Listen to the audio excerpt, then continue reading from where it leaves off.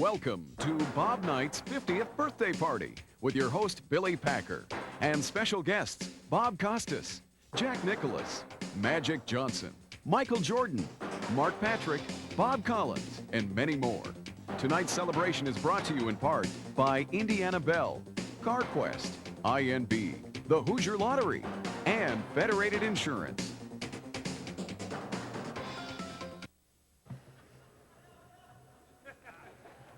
Thanks a lot. I heard somebody boo when you came out here. You better start winning some damn games, Bob, in a hurry. Hell, if you can't coach, you can always broadcast. That's for sure. Well, we're here to have a lot of fun tonight. I brought along a little instrument just in case we get somebody in the audience or one of the speakers up here gets out of line. We're going to give them the beeper or we're going to be here till about 2 a.m. Somebody in the audience is a little miffed by my outfit. This tradition started with Bob and myself about 3 or 4 years ago down in Raleigh. And the fact that everybody was supposed to wear a tux. And I went out, and I'm very cheap, and spent about $30 to rent a tux, and he showed up in that damn Adidas sweater. And ever since that, whenever we're on the dais together, I try to buy something that will fit. And whenever he's on CBS, he wears that damn sweater and sells those sneakers. So I want everybody to notice my sweater tonight. It has an emblem up here for Old Bow Golf Course. It's something I developed this past spring and summer. We opened it October 15th, and we are selling lots. So anybody be interested, it's a beautiful damn place, and anybody be interested, I'd appreciate you stopping by, and that's equal time for a little guy from CBS trying to make a living. I'm happy to be here in Indiana, land of opportunity, if you're a tractor, and we had a great moment. Matter of fact, right down in front here, had a great moment a few years ago because it was that night that Louisville won the national championship, and Al McGuire made one of the great comments I've ever heard because I found out earlier in the day that Wiley Brown, who you remember did not have a thumb on his right hand, had left his thumb on a table when they were eating a pregame meal, and it got scooped up by the waitresses, and they threw it in the garbage, and he arrived for the game without his thumb. And they found the thumb in the garbage and retrieved it and got it to him during the warm-ups. And I was the only one among the three of us, Al and Dick, who knew the story. And as I was telling it during the game, Enberg looked at me in disbelief because he hadn't heard the story. And he's such a great announcer that he figured it couldn't be true. And why was I bringing this up in the middle of a national game? I was kind of taken back because it was a true story. And Al said, I bet that's the best damn tip that waitress got in Indianapolis all week. So Bob and I have known each other for 30 years. During that time, there's nothing he wouldn't do for me and nothing I wouldn't do for him. And basically, that's the way it's been over 30 years. He's done nothing for me, and I've done nothing for him. And we all know he doesn't get ulcers. He's a kind of a guy that's a carrier of ulcers for others. My job tonight is keep this ball rolling. We're going to have some fun. We've got a lot of fellows to speak on the dais, and we're going to start out with a fella who I'm sure all of you people are very familiar with here in Indianapolis, none other than Mark Patrick. Mark?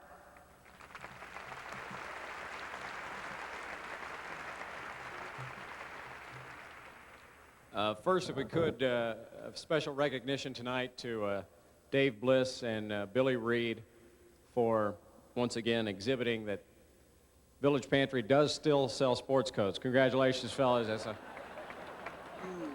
2 years ago at the Youth Links Golf Tournament here in Indianapolis, we had a lot of door prizes. And the coach, because he has a huge heart, because he is as giving and as warm as a Kentuckian sitting next to his wood-burning stove, Coach Knight won 2 airline tickets. And he said, Mark, I want to turn these back in so that someone more deserving can use them. Now, the fact that they were to Puerto Rico, I don't think had anything to do with it.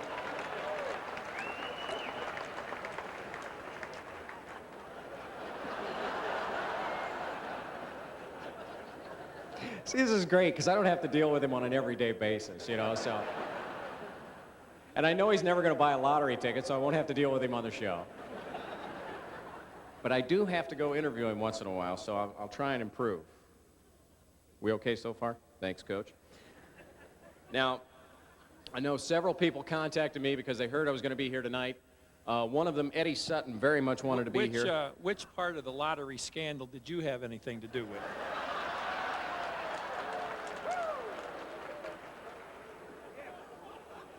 Was it mental or physical? Don't make me get ugly, Coachy Coach.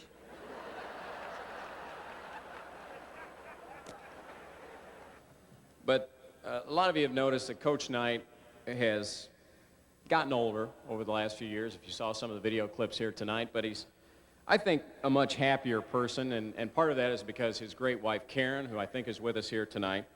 I know many of you here are close friends of the coach, and we're very disappointed that you weren't invited to the wedding when they were married a couple of years ago. I was one of the fortunate to be at the wedding, and I thought what I'd do for those of you who weren't lucky enough to be there is I would recreate what happened that night. Karen, this is a guy that you said was hiding in the ladies' room, isn't it?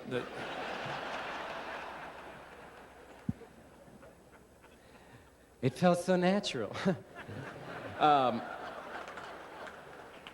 Anyway, now what, I don't know, of course. That's what she said when you weren't in a standing position.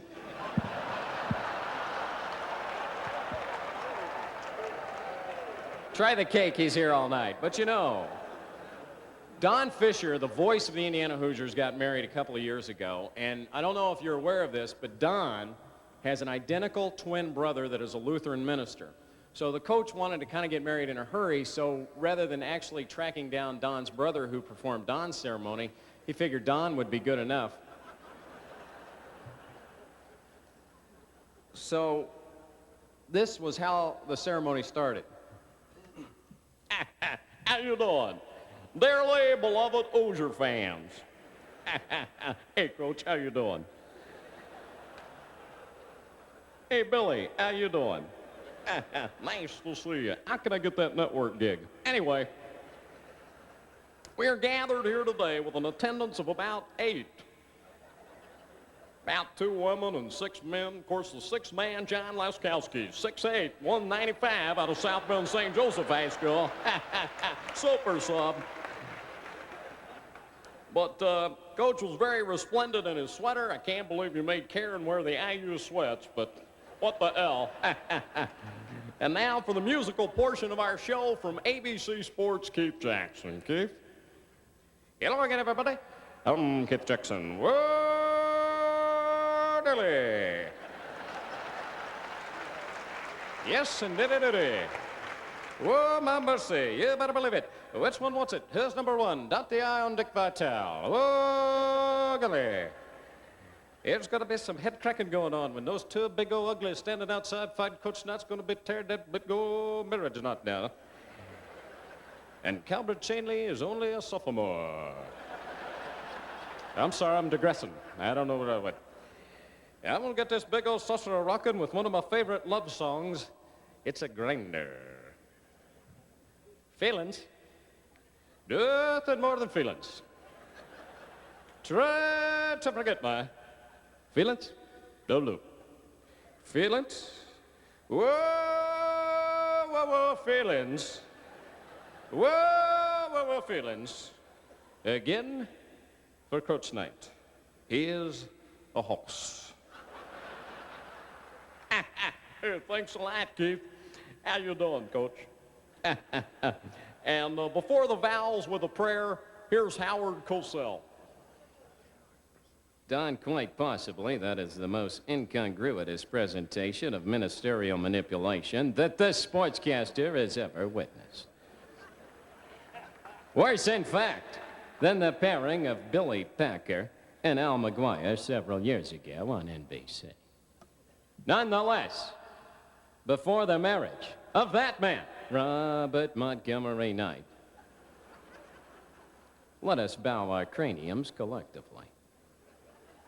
Our father, who, if you play for the University of Kentucky, you're unsure of just who that may be.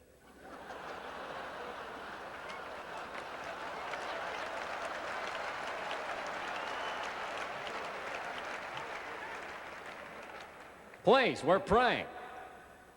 Our Father, who art in assembly hall, hallowed be my name. Thy Katie comes, and his jacket gets flung on the road as it is in Mackey. And give us this Damon, that talented lad, and forgive us our defensive lapses, as well as those without the floor recognition it obviously takes to be an offensive player for the Cream and Crimson. 4, lead us not into Lexington, but deliver us a title, for thine is the kingdom. In Seattle, Monday Night Football. Where the hell is that going? I'm so boring forever. Amen. Hey, thanks a lot, Howard. All right. Do you, Howard, oops, wrong guy. Do you care and take Coach Bob Knight? Bobby Knight. 6'5", 200 or so. And he's out of Ohio State, where, of course, he played under Coach Fred Taylor. Didn't get to play much, mostly a six-man, but God, he shot a lot when he went in there. To be your lawfully wedded husband, to adore and all that crap, well, of course you do. Say I do, I do, I do. And now, do you, Coach, take care in 5'4", and, of course, we don't mention ladies' weights out of just respect, Coach. Isn't that right? Thanks a lot. And you want him to be your lawfully wedded husband, to hold and to tell and all that stuff when he goes fishing or hunting or playing golf, that he'll come home when he feels like it, say I do, I do. And now, Coach, you may kiss the bride.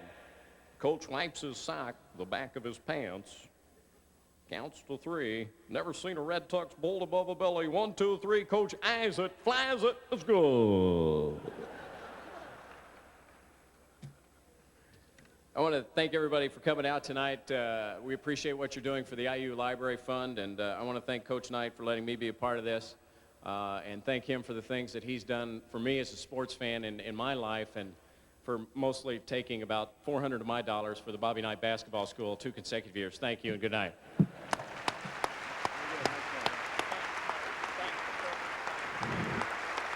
Excellent job, Mark. A man with no equals, just superiors. Mark, good job. All right, we're going to have a lot of things that change around on us. Right now, we're going to go to a tape that actually is going to include some people that Mark hit on. Howard Cosell, Bobby Costas, and another fella who came from nothing and never improved his status, Dick Vitale. Bobby, I know this is a roast, and it's supposed to be nothing but fun. But I can't be funny about this, Bobby Knight, because, you see, there are 3 people who have been so important to my life from the United States Military Academy. Colonel Earl Red Blake, God bless him forever. A man named Vincent T. Lombardi, God bless him forever. And a man named Bobby Knight. Every time I go back to the academy, I stand at the battle monument, and I think of you 3 who are the soul and the spirit of that academy.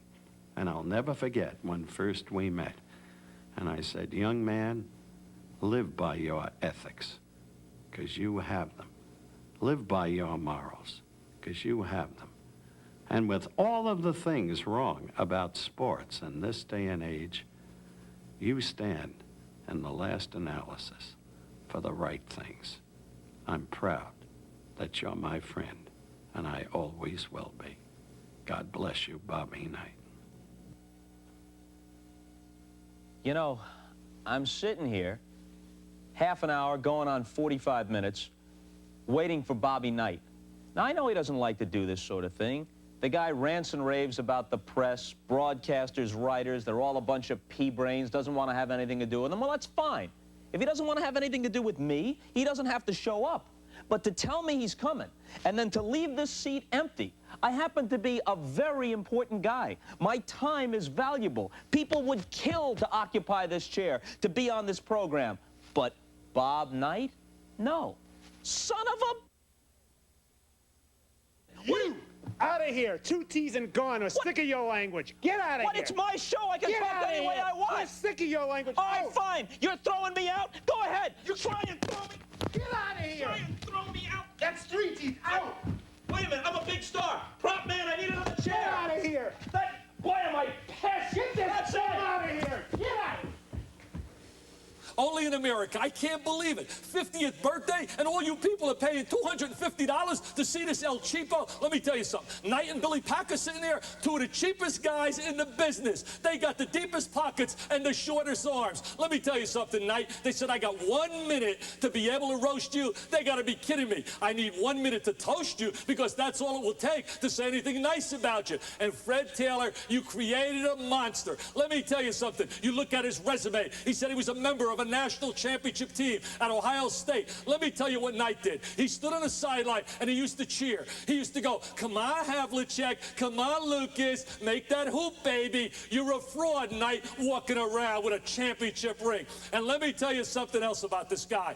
When he played Wisconsin 2 years ago, he was ranting and raving on the sideline, and then he ranted and raved at a press conference. He went bananas. He said ESPN and all those people with these late night games, they're ridiculous. Let me tell you something, Knight. That game was a triple overtimer, baby. And you know why? Because you got out-coached, baby. Steve Yoder just simply out-coached you. If the game really went like it was supposed to, it would have ended an hour earlier. Let me tell you something else about Knight. This guy thinks he's a great golfer. He shoots in the low 70s. It gets any warmer, he can't play. He's like my guy Johnny Orr. The other day, they hit 2 of the greatest balls in their life. They stepped on a rake, baby. And let me say something else. His wife has got to be a 15, baby. If Bo Derek's a 10 with inflation, she's a 15 being married to that sucker. And let me close by simply saying this. I'm only kidding you, General. Robert Montgomery Knight, El Cheapo, one of my favorite guys in college basketball. I'll tell you, Robert, and I mean this seriously,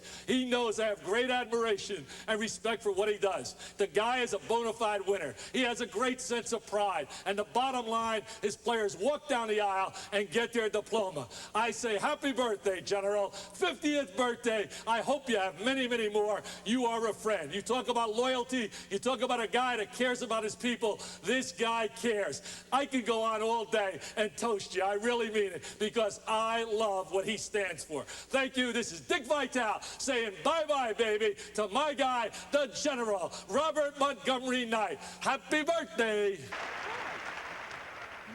Well, I think that's appropriate to go from that tape to a tape on the great library fund that we're here to celebrate tonight. Let's roll that after that great academic talk by Mr. Vitale.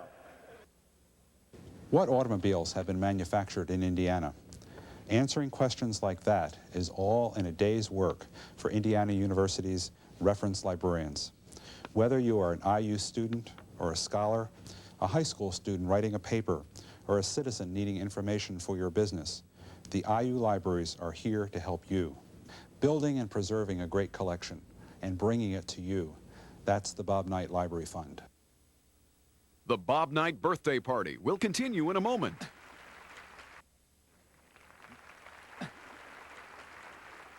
Now I'd like to bring to the podium a fellow who is a Hall of Famer, led Ohio State to a national championship, one of the greatest coaches in Big Ten history or college basketball history for that matter, a fellow who certainly deserves a lot of credit for building Bob into an outstanding coach, a man that will be the first to tell you that night sweat was so rare at Ohio State that if they could have bottled it, they could have cured cancer with it. Fred Taylor.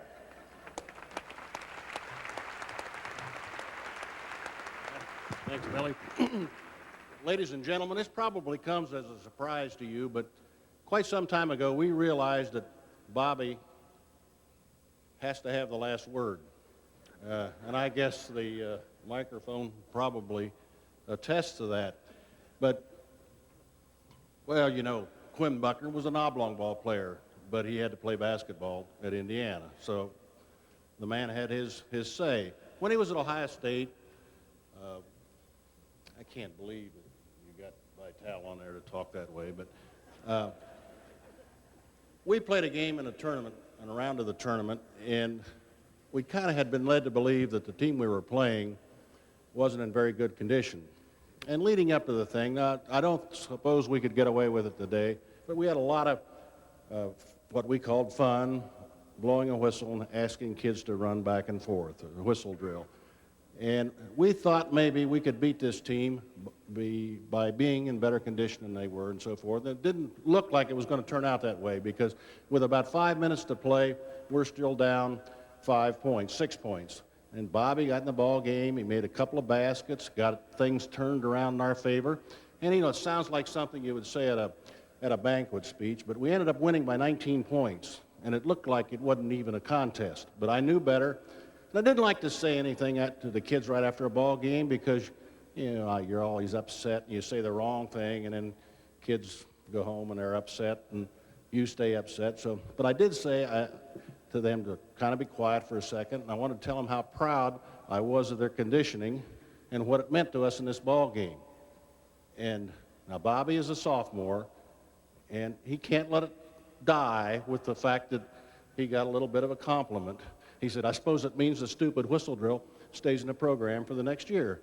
And, you know, the kids laughed because he popped off, and I had to laugh too. And I don't like to laugh when a sophomore says anything because they haven't been around long enough to say anything that funny. But there again, Bobby had to say the last word. I go down to Puerto Rico with Bobby. You know, I'm not going to belabor the point, but if I ever entertain any idea of going back into coaching, that convinced me that it's a lot more sensible just to hang around Columbus. But the upshot of the story, we had an incident occur on a Sunday.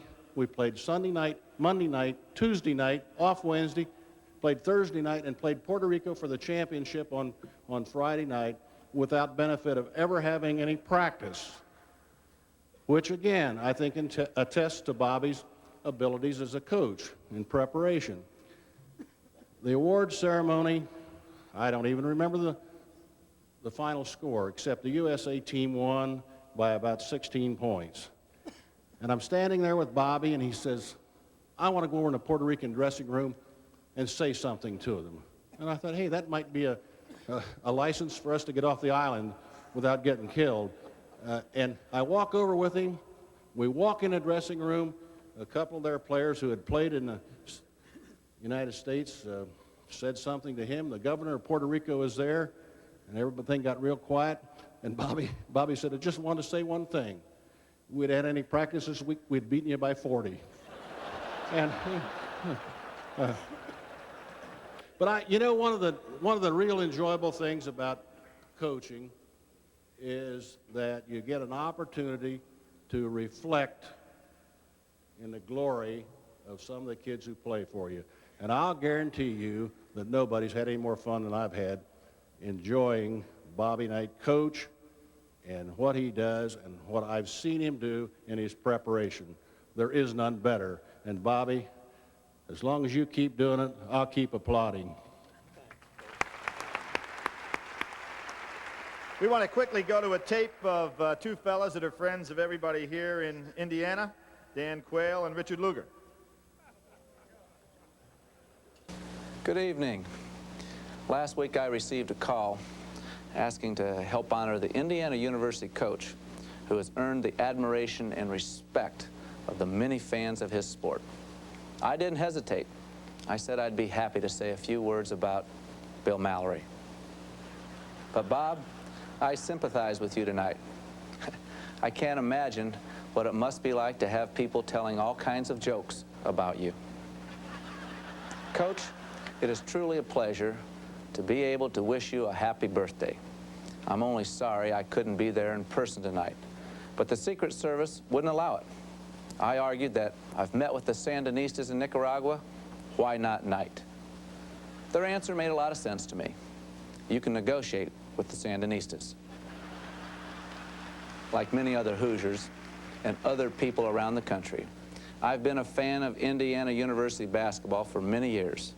For every banner that hangs from the rafters of Assembly Hall, there are thousands of memories, some of which you would probably just as soon forget, but most of which we will treasure for years to come.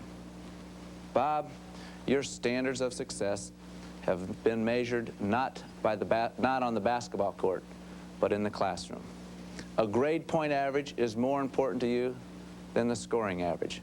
and I think that speaks volumes about the type of person you are. The fact that all of you are gathered tonight to help Coach Knight raise money for the IU Library Endowment Fund is a testimony to your dedication to higher education. And so, Bob, please take this evening in stride. You've had a great 50 years, and you just keep getting better. I hope the years ahead bring many good times and many wins for the Hoosiers. Happy birthday, and God bless you all. My basic reason for seeking the chairmanship of the Foreign Relations Committee was the necessity for Bobby Knight to have representation in international affairs. Clearly, this man not only has created waves in Indiana, but on occasion these waves have lapped up on other shores. It's been a privilege to serve Bob Knight and to serve Indiana by making certain that he was not in harm's way, and that, as a matter of fact, the people around the world, as well as in this great state, appreciated this remarkable leader and the tremendous force of both personality and character and achievement that he has brought to all of us. I count him as a friend. I appreciate being in his company. I look forward to watching his successes for Indiana for many years to come. We're going to have some people in the audience stand up and speak, and this will be our first shot going out onto the floor. I was privileged to meet the coach before he came to Indiana when he was coach at Army. Churchill once said about the Battle of Britain that never had so many owed so much to so few. Now here sit Coach Taylor and John and myself, Dave and basketball coaches, and to paraphrase Churchill, let me simply say that never has one man so often screwed so many. Thank you.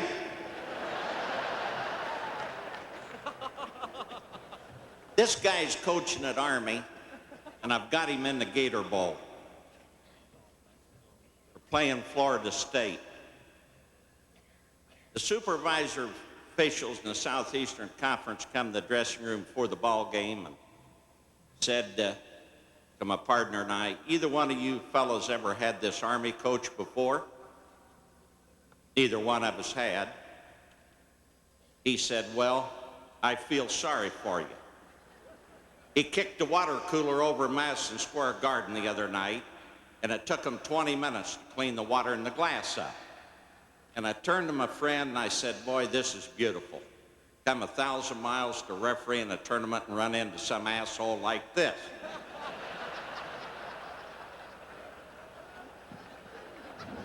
We start the ball game and play a few minutes, and evidently Knight didn't know the rules that you couldn't take a man and plant him in the lane all night. So I called the violation. Started to put the ball in play, and I heard somewhat of a noise, looked around, and he'd kicked a metal folding chair about that high. Walked over and said... That I found out they were a lot easier to throw than kick. I went over to the old coach, and I said, Coach, is there a problem? He said, there sure as hell is. He says, that's the worst call I've ever seen in basketball. Well, I said, you better not make that remark because this game's not over with. You might see some worse. Looked at me with those eyes and he said, you're a smart son of a bitch, aren't you? And I said, no, but I'll tell you what. I'll go to my buddy out here and we'll make a deal. We won't call the 3-second violation anymore tonight. You just tell your kid he can stand there. Looked at me, but I said, I'm going down and tell that other coach that he can put that big red-headed Dave Cowens in his lane all night, too. The old boy says, why don't we just play basketball? Hi, Coach. Happy birthday. This is Moose Scowen. Hi, Bobby. This is Jake Gibbs. Happy birthday. This is Hank Bauer. Happy birthday, Coach. This is Enos Slaughter. Happy birthday, Coach. Johnny Blanchard. Happy birthday, Coach. I know you never cared for the Yankees, Bobby, but there's 5 guys here that want to wish you a happy 50th birthday. Another missed putt.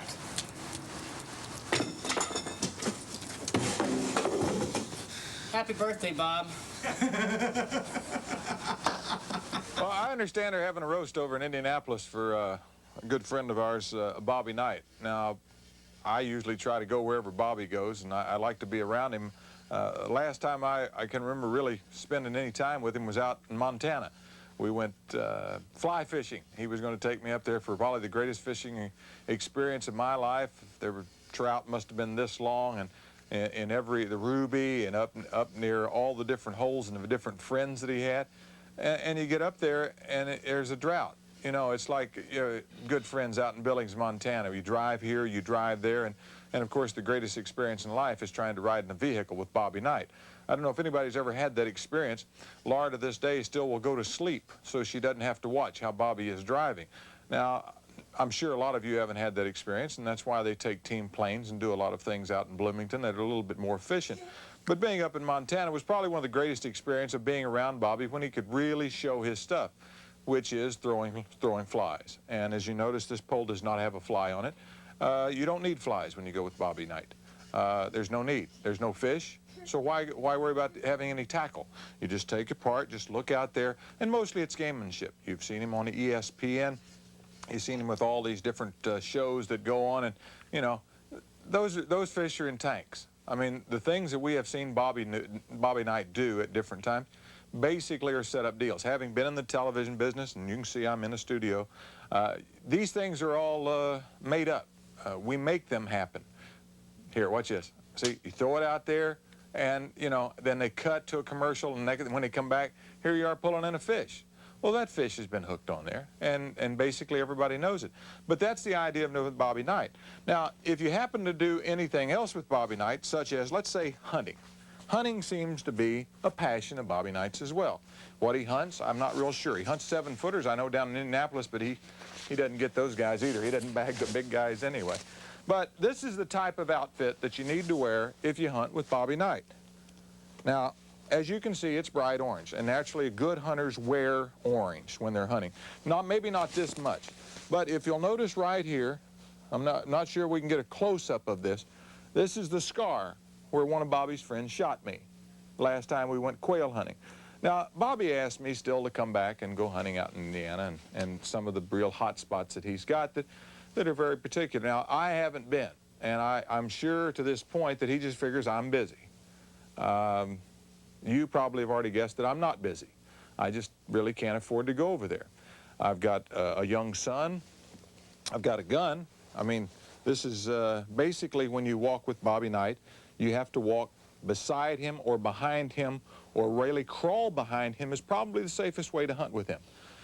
Being out in Indiana as we were, hunting quail, and he said, why don't you go up there on the left side of the creek ahead of us, and we'll try to flush them over there. Well, I'm up there, it's a windy day, quail flush, all of a sudden, boom, boom, I'm down on my knees, I'm down on my face. I get shot right here. Bobby says that it was his friend that shot me.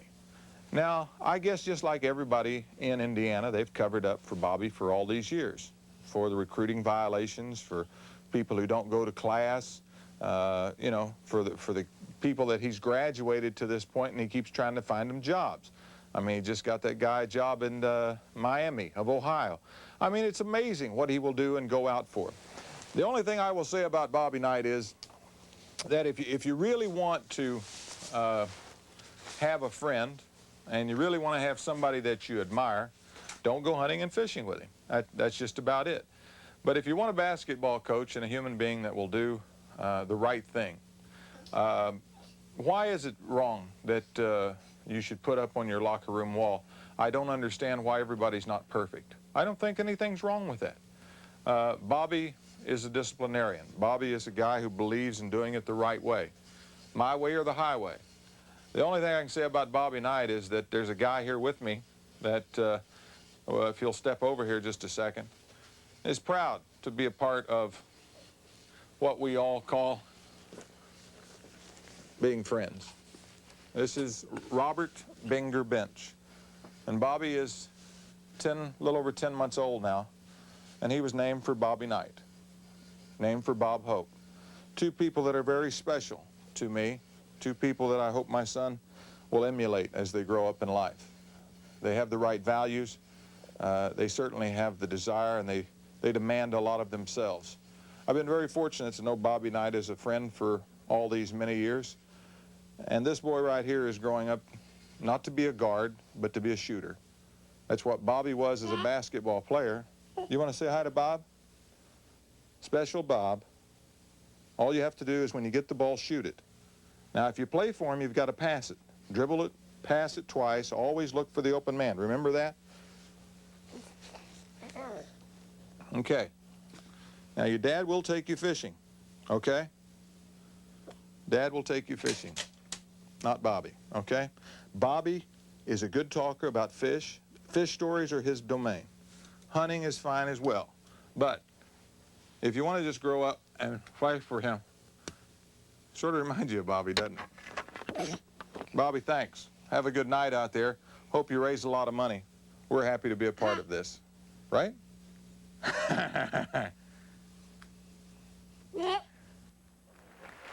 Coming up next, Johnny Orr and Dave Bliss. Books are forever, right? Wrong. The books in our libraries will crumble into dust unless we preserve them. It's an expensive and time-consuming process, and the IU libraries are doing it, building and preserving a great collection and bringing it to you. That's the Bob Knight Library Fund.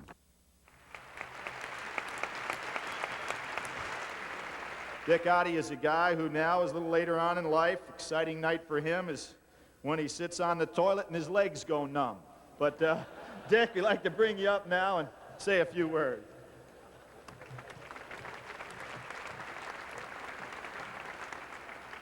I'll make a couple observations first. Bob, did you ever notice about Packer that it sort of looks like his shoulders are blowing bubble gum? Did you ever notice that?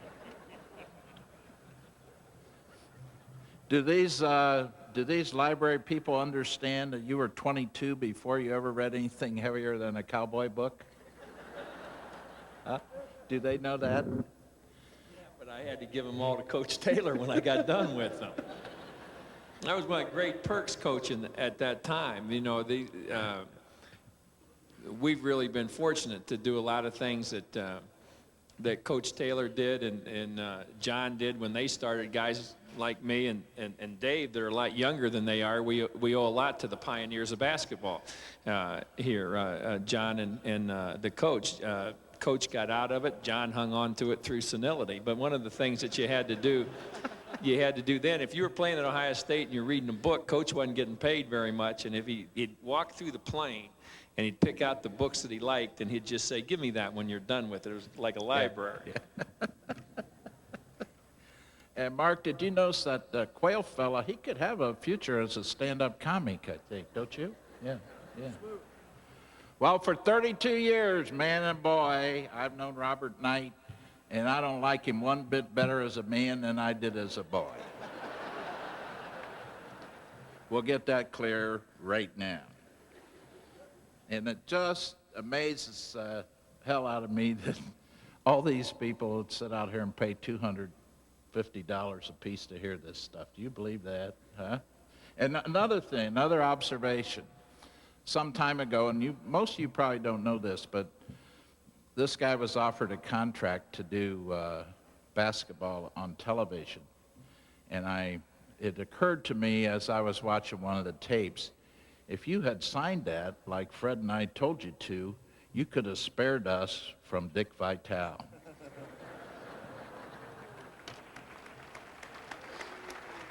I remember when you could have held your birthday parties in the back of a pickup truck, even if it had the camper top on it. You're not roasting a real person here tonight. This man is a composite. He's a basketball of Fred Taylor, Pete Newell, Claire B., Joe Lapchick, and the vocabulary and sideline manners of Woody Hayes. That's who Robert Knight is. He's born in a little house on Pine Street in Orrville, Ohio. His mother took one look at him and then went to the hospital. When he came to Ohio State in 1958, he was an obnoxious, spoiled kid, and after years of schooling and absorbing all that net basketball knowledge from some of the game's greatest coaches, he's carefully developed himself into an obnoxious, spoiled adult. The trouble with him, I think, basically, is somebody once told him to be himself, and he took them seriously. And he doesn't have a whole lot of faults, but he sure makes the most of the ones he has. It's tough sometimes, especially in Columbus, Ohio, to be a friend of Bob Knight, but after the 32 years, I still feel the same way that he does. Nobody could be a better friend. Thank you.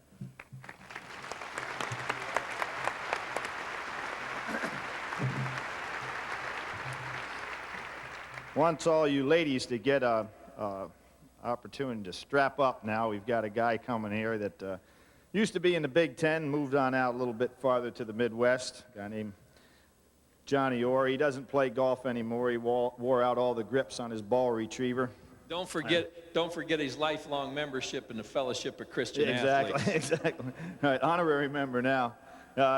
Got a great wife. You know, all these guys are these strong coaches. You know they've got great wives, or they couldn't put up with fellas like this. And recently, John's wife went in for a full physical, and when she came home, John looked her right in the eye and said, well, what did he say? And his wife says, well, doctor says I've got a wife of, said, your wife has got a body of a 22-year-old girl. You looked her right in the eye, and he said, yeah, and how about your 50-year-old ass? She said he never mentioned your name. Johnny Orr from Iowa State.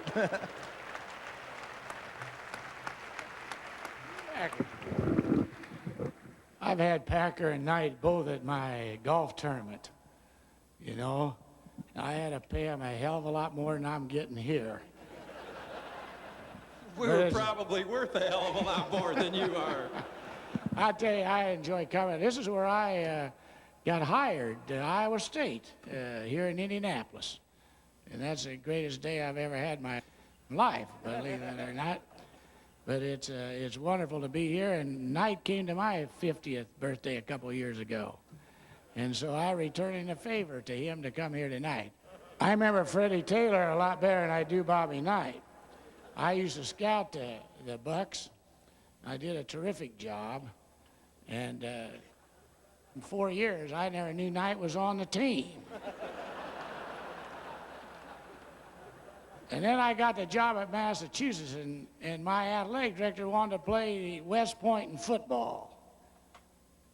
And that was 27 years ago, and they haven't played them yet. And we kept scheduling West Point in basketball.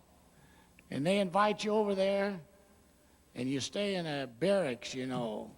And every 5-10 minutes, the alarm goes off all night long. Then we go to the gym, and I see the same referees over there 10 straight games. Unbelievable. You throw the ball up, they got the war games going on. And they're shooting guns off in the track. Halftime come, we had to run a half a mile to the locker room and get back. And Knight, he thinks it's a fair game. I come to the Big Ten, and I'll be damned if that Chuck Foudy doesn't follow us out here. And I'll be honest, I went to Iowa State, you know, and they had played teams that I never heard of. And with the players they had, I can see why they played those teams. Schedule teams we'd never heard of. And I called Knight, I says, come on out here, bring your team out here, man. And so these people see I'm doing a good job. And he did, and he brought Foudy with him. But when I tried to get these guys to come and play me, I only had 1 or 2 guys to do it, and that was Coach Knight. And now they're coming back to Ames this year, and Foudy's not coming. And I'm looking forward to it very much. But it's nice to be here. I always loved Indiana and coming to Indianapolis. And I never won a game in that assembly hall. Until we got there in the NCAA and we got to play Holy Cross.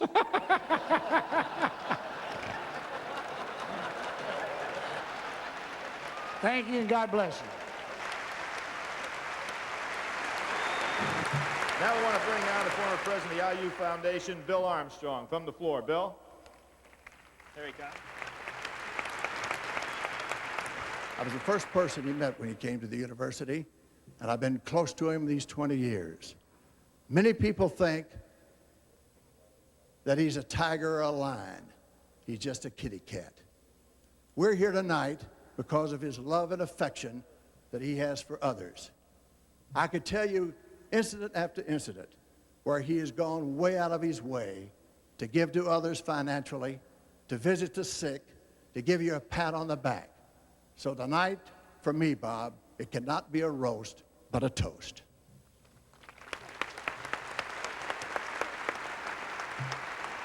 Thank you very much, Bill. When I first came to Indiana, I think the first two people that I met were Bill Orwig, the athletic director who hired me, and Bill Armstrong. And then right after that was John Ryan. And as I remarked earlier about the relationship that I've had with Coach Taylor since being a player, I treasure the relationship that I've had with Bill Armstrong, one of the first people that I met in Indiana. And we've gone through a lot of things together, and I know that Army has spent a lot of time out on a limb defending things that I've done. And for that, Bill, and for the friendship that you've extended me, I'll be eternally grateful. Thanks, Army. Next fellow up, one of the long list of guys that have coached with Bob and gone on to bigger and better things is head coach Dave Bliss. When Dave coached for Bob and came in one ball game, they're having a hard time at halftime. Bobby says, Dave, I'll give you $50 to punch Abernathy right in the mouth to get his attention. The other guy on that staff was Mike Krzyzewski. He said, hell, Bob, I'll do it for 10. Dave Bliss, New Mexico. I'm here to represent the assistants. You realize how uncomplicated our life would be if Bob Knight had not gone to Indiana? And there's a lot of us that spent years with him that can't believe that he made it to 50, especially on some of our recruiting trips and playing golf. But there are a lot of things that we as assistants are very grateful for. We've got a lot of battle scars and war stories and appreciation, and certainly we've learned a great deal, and many of the areas that supposedly are important in life. One of them is humility. Now, everybody's fully aware of the chair throwing incident, but actually there was a chair throwing incident much before the chair throwing incident that got all the publicity. And this occurred the first year that you had Bob as a coach here in Assembly Hall. And those of you that still own up to the fact that you watched those first games, remember that the configuration of Assembly Hall was different in that the home team sat at the other end, where now the visitor seats is seated. So in this particular game, Steve was playing out there, and I thought of something that I should go up and tell him during a break in the action about. And so I got out of my seat, and I walked up on the floor, the elevated floor as it was, and I said, Steve, come here. And at that same time, a referee made a bad call. It might have been Charlie. Made a bad call, and Bob got real upset with it, uncommon, and took the chair that I had just gotten out of and heaved it against the wall right behind where we were seated, because back in those days there were no seats back there. Well, I did not know that, of course. So I sat right back down where my seat had been and immediately sat right on the floor, okay? And 8,000 of you people laughed then, just as you're starting to laugh now, and made it very difficult. But you, being an assistant with him, you learn other things, and one of them is not to hold a grudge. Before a game, he always checks to see who the referees are, and this one game, we're playing up at Wisconsin, and I believe, Bob, that it was the game that Quinn Buckner might have set the individual field goal record by an individual in a game. I think he went 13 for 14. He missed a reverse layup. I'll tell you, the amazing thing wasn't that he missed a reverse layup, but he made a jump shot. The only jump shot of his career. And I'll tell you, as Bob knows, I always wanted to clear a side for Quinn. How many wanted to do that? Anybody out there? We always wanted to clear a side for Quinn. But in this game, we've got George Solomon. Was that his name? Okay, George Solomon is the referee on the game. And I always tried to... One of Orr's buddies. Yes, one of Orr's buddies, okay? He was to Orr what Foudy was tonight. But anyway, we haven't even started the game. We just walk out there, and all of a sudden, he is Atlas Unleashed. I can't even begin to tell you what he's yelling at this guy, and they're just standing up there by the scorer's table. So I've already coached against Bear Haskins down in the Sun Bowl. I've coached against Bob Boyd because he's been thrown out of games before, and I do not want to coach at Wisconsin. So I walk up and I try to get him out of the altercation that he's starting to get into, calling him all sorts of names. And as he is prone to do, he took me like a wet rag and threw me over the scorer's table, at which time I knocked down all the Cokes, pulled out all the phones, and the clock went off, okay? And the only thing that saved, this is a true incident, okay? Only us assistants know these stories. The only thing that saved us is he was worried about my health, and George Solomon went to the other side of the court. The last story is that you learn never to put your foot in the mouth, okay? You learn this. We were at West Point during an early period of being at West Point, and we had a lot of very famous coaches. In football, we had John Makovic was there, Kenny Hatfield, Bill Parcells was an assistant there. In basketball, we had Don DeVoe, and tennis, I think Arthur Ashe was there. And we had amazing people that were, just stationed there at that particular time in the late 60s. And Parcells and Bob were great friends. And I was, at the knee of the famous coaches, and I was over at Bob's house, and Parcells and Bob are sitting on the stoop one Sunday evening kind of talking about things, and it's just about dusk, and here running up the street is this gal in a hooded sweatshirt just laboring up this hill as hard as she could. And just as matter of factly, Bob says, "Look at this fat broad running up here. She's never going to lose all this weight." And Parcells put his head down and he says, "I know, that's my wife."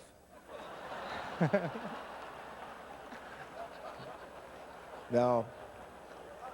Again, I am representing the assistants, and you'll hear from Mike Kay here in just a second, but I think it's a unique quality that people possess, and Bob certainly possessed this, where I think he gave us the feeling that he truly believed in us as people, even as young as we were and as naive in coaching as we were, and he allowed us to do many things that have given us a great motivation to be in coaching. And for that, we are very grateful, Bob, and we wish you a happy birthday. Thank you. The Bob Knight birthday party will continue in a moment.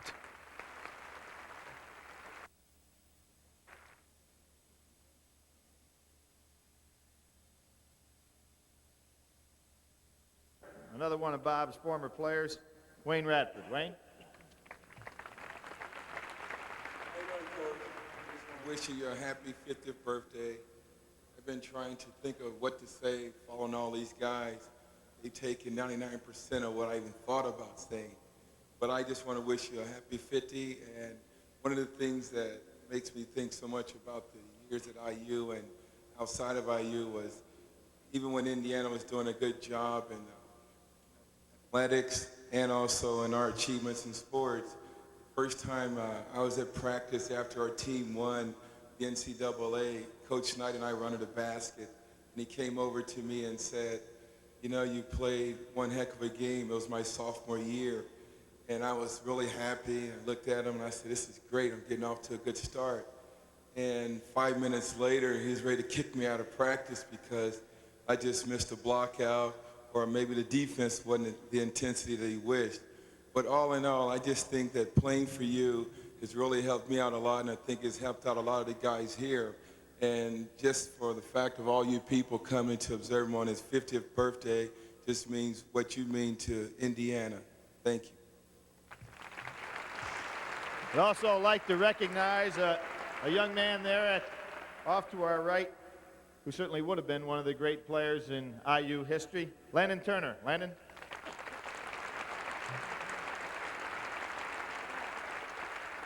Yes, hello, Coach Knight. I know this is supposed to be a roast, but I think the 3 years that I played for you, I roasted you enough. So I don't think there's enough roasting for me to do because I talked about you so much. But what I want to really say is that I really care for you so much, and I love you so much because you did so much for me. And everyone in this room knows how much you care for your friends and your players and all the people that are around you. And All I have to say is that I know more because you did a lot for me. And when I was playing for you, I did not think you possessed it, but you do, and I love you. And right here, I have a certificate of appreciation from the basketball team that I play with now, the Indiana Pacers wheelchair basketball team. I'd like to read it to you. Certificate of appreciation. This certificate has been awarded to Bobby Knight in appreciation of service for team support, given this day of November 1990, the Pacers wheelchair basketball team. Thank you very much. I love you. Take care. Thank you, Landon. Now, how about rolling that library tape? You're visually impaired and you need to get your classwork done. Where do you go? The IU libraries. Braille typewriters and reading machines are just a few of the services we provide to our visually impaired patrons. We're building and preserving a great collection and bringing it to you. That's the Bob Knight Library Fund.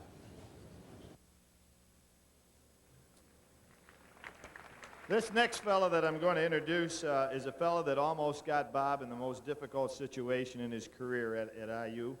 A man who's known throughout the horse world as one of the real geniuses in his business.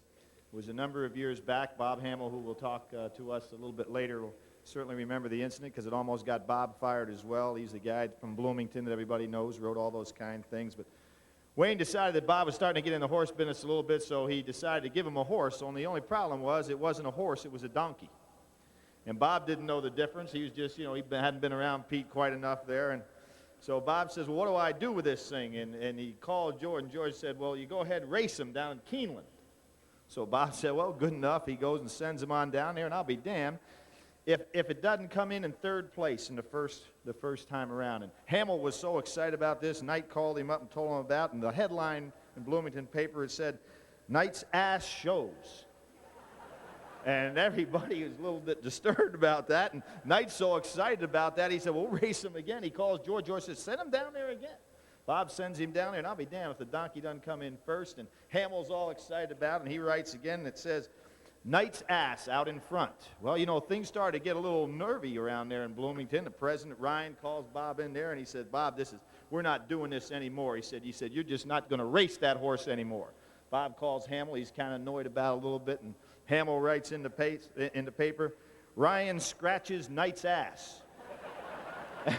And, of course, then it really hit the fan at that point, and sure enough, he says, Bob, you're going to have to give that horse away. And Bob says, all right, who do I give it to?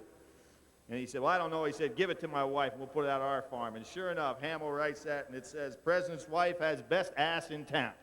Now, that almost was the end of Bob Knight in Bloomington and also Bob Hamill. We're going to bring a guy that does know the horse racing business, and Wayne Lucas. Wayne?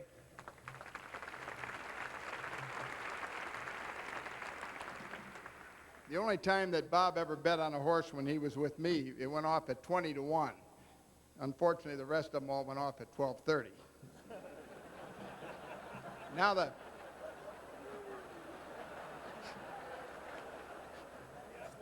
Oh, yeah, I know, we'll get it. We're warming up. The great Karnak. John Wooden, Pete Newell, Bob Knight. The envelope. 3 guys that haven't coached in 5 years. We were flying in from, Pete Newell and I flew in from LA. We read the sports page, read the business page, and finally, you get bored on the airplane, so I started paging through the paper and run across Dan Lander's column. And surprisingly, it pertained to tonight's banquet, and I'd like to share it with you a little bit. I copied it out of the paper. It says, Dear Ann Landers, I have a problem. I have 2 uncles. One is a basketball coach at Indiana University named Bob Knight. The other uncle was just sentenced to death in the electric chair for murder. My mother died of insanity when I was 3, and my 2 sisters are in jail for prostitution. My father sells narcotics. Recently, I met a girl who was just released from the reformatory where she served time for smothering her illegitimate child. I love this girl and want to marry her. My problem is this. Should I tell her about my Uncle Bob Knight who coaches basketball? These sport coat deals, The first time I saw Bob Knight, now I see Billy Reed with one on, and Dave's got one on. My first reaction is when I saw Bobby on the sidelines, the only thing I could think of is somewhere in Indiana there was a Holiday Inn without a bedspread. We got all these coaches up here, Orr and Knight and Dave and everybody, and I noticed that there's been a change in the huddle procedure in basketball in the last few years. It used to be, of course, that the players would gather around the coaches and they would stand up and they would all gather around. Now, in the last couple of years, they have the players in a timeout come to the bench and they sit down, and the coach faces them and bends over like this. The reason for that is so that their brains will flow to their head. There was a medical case in the LA Times where a woman went to the doctor and was concerned about her health and got the bad news. They said, "You have 6 months to live." And she said, "My God, this is tragic news. What do I do?" They said, "Well, you can go live with Bob Knight. It'll seem like 6 years."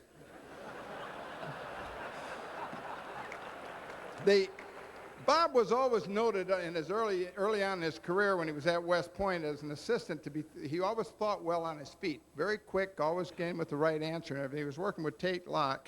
One day Tate called him in and says, "Bob, I got an idea. You've been working with me and everything, but I think you need to expand your horizons. There's a friend of mine up in Toronto, and he's running a clinic up there for 2 weeks, and I think it'd be a good idea you go up there and expand your horizons, learn a little basketball from somebody else." And Bob says, "God damn, Toronto." He said, "I don't want to go to Toronto." He said, "The only thing come out of Toronto was hockey players and whores." And Tate looked at him and said, "I beg your pardon, Bob. My girlfriend's from Toronto." He said, "Gee, Tate, what position does she play?" Comes home on a cold night. How about Karen Knight? I mean, you know, is she destined for heaven? Comes home on a cold night, slips into bed. Karen looks over and says, "God, your feet are cold." He looks at her and says, "Karen, when it's just the two of us, you can call me Bobby."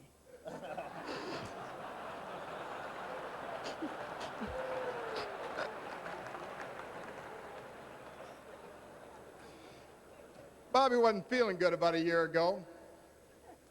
Karen says, "You got to go to the doctor," but being macho and, you know, bullheaded as he is and everything, he says, "Hell, I'm not going to the doctor." She says, "You got to go. You need an examination. You're 50, you're almost 50 now, and you need the examination." So he refuses to go, but Karen says, "I'll tell you what, I'll go too. We'll both get a physical. It'll be good for both of us." So they go to the doctor. Karen goes in, gets hers, gets a checkup, comes out. Now Bobby goes in. Doctor examines Bobby. Says, "Bobby, this is pretty serious. You better send Karen back in. You wait in the lobby." So Bobby's waiting in the lobby. Karen comes in and says, "What's the bad news, Doc?" He said, "Well," he said, "it's serious." He said, "It's very serious."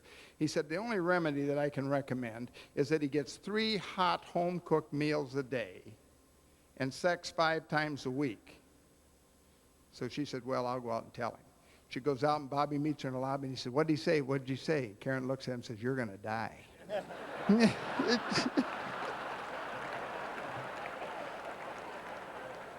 Actually, there's a side to Bobby that a lot of people don't know. He was great with Tim and Pat when they were growing up. He used to put them on his knee and sit and babysit them and so forth, and always put them to bed.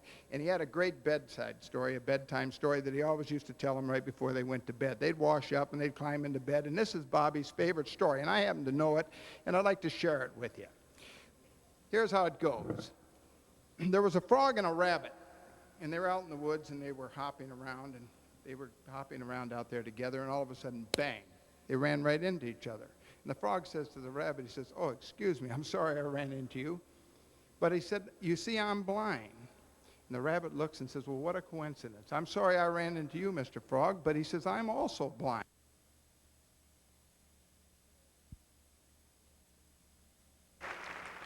Now we're going to go back to the tape again. IU President Ehrlich, CM Newton, and Coach Mike Krzyzewski.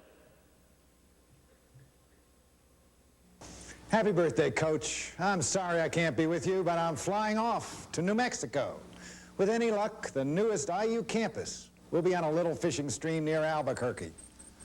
We plan a leverage buyout of UNM, trading free trips, complete with maps to Penn State, and a lifetime of silence from Connie Chung. That's the least we can do for you, Coach, for your years of support of IU and its libraries. Roasting aside, you're at the top of the class in IU's Hall of Fame for your strong commitment to academic values as well as your genius as a teacher. Why, you've even broadened my vocabulary. Oh, Coach, I'll be back just in time for the second half of the Russian game. Please remember to have one. I'm delighted to have the opportunity to share in this roast or toast, as the case may be, for my good friend Bob Knight. There are a jillion stories I could tell about fishing or golf or relationships with Evelyn, my wife, that we've enjoyed over the years, but I've chosen to deal with some little-known facts about Coach Bob Knight as the 1984 Olympic basketball coach. Little-known facts, things that didn't come out. There are three things that stand out. First, Bob's great respect and devotion for and cooperative spirit with the international media. This was something that all of us felt so good about, was how well he dealt with the media and how much he liked working in that situation with all the media, both print and electronic media. And the second was his devotion for and his sincere caring for the international referees. The fact that they couldn't understand English helped, and by the time we got into the gold medal game and got that one official who understood English, Bob got his first technical, and that was followed with a sincere threat to being ejected from the game. And Bob could have been known as the only gold medal coach in the history of the Olympics to not be around to see the gold medal ceremony. But I think the real thing that separated Bob in this whole thing was his extreme patience. His patience with the red tape associated with security and with the administration of the Olympics, his extreme patience in dealing with the trials and with living in the Olympic Village, all of those things. He was such a model of patience, and I would just simply toast him tonight, and I know that all the former referees that are around and the former players and former coaching associates and media personnel, all of those folks would want to join me in toasting Coach Bob Knight as the model of a patient man. Geez, Coach, this is absolutely great. I get a chance to tell you exactly what I think, and you can't say anything about it. I wish we could have done this when I played for you.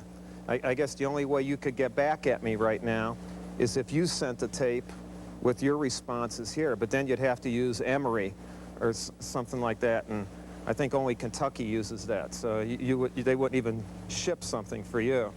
But I must say that you've gone a long way for a guy from Orville, and especially for a guy who thinks of a romantic meal as being chocola, ribs, and listening to Johnny Horton singing the Battle of New Orleans.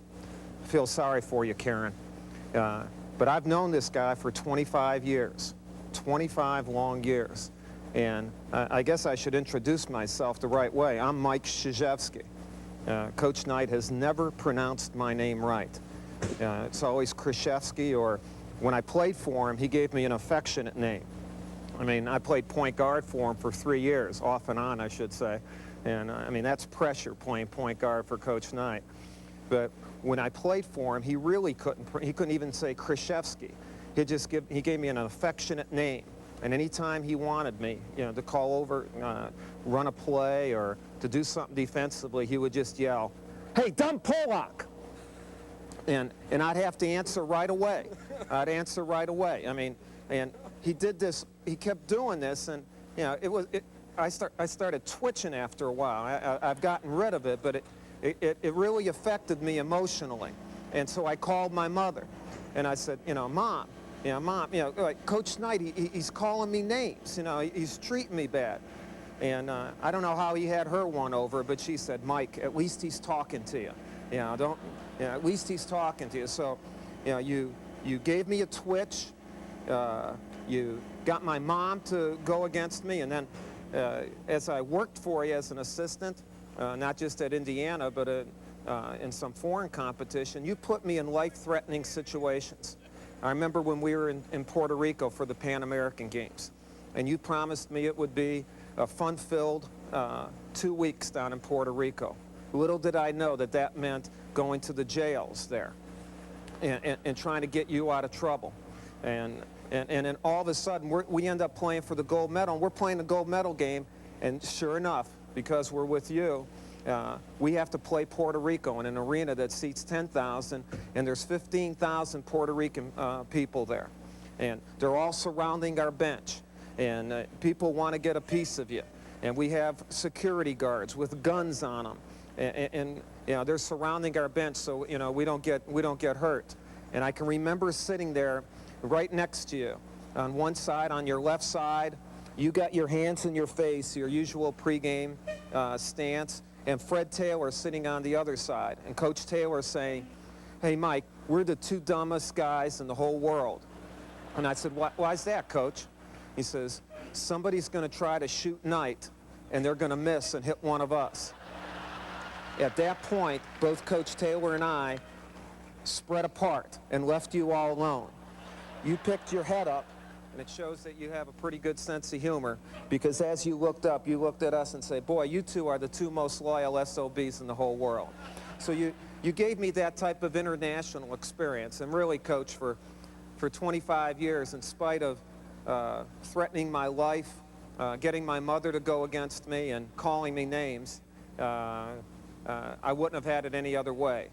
You've been a great coach, an unbelievable teacher, somebody who helped me get started in coaching and has helped me continually, and now you've been a great friend, and I appreciate that very much. But can you do me one favor? Like, in the next 25 years of our association, can you accomplish just a little bit more? I'm tired as hell of being called a disciple. Like, I want to at least be an apostle. Would you do that for me? Have a great night.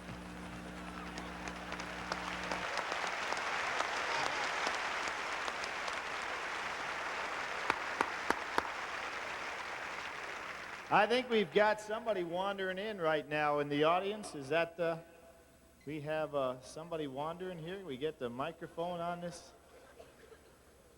Well, we got a little problem out here there may be a number of us have problems soon if we don't speed this up, but this young lady's got a problem of some kind. Let's see what she's up to.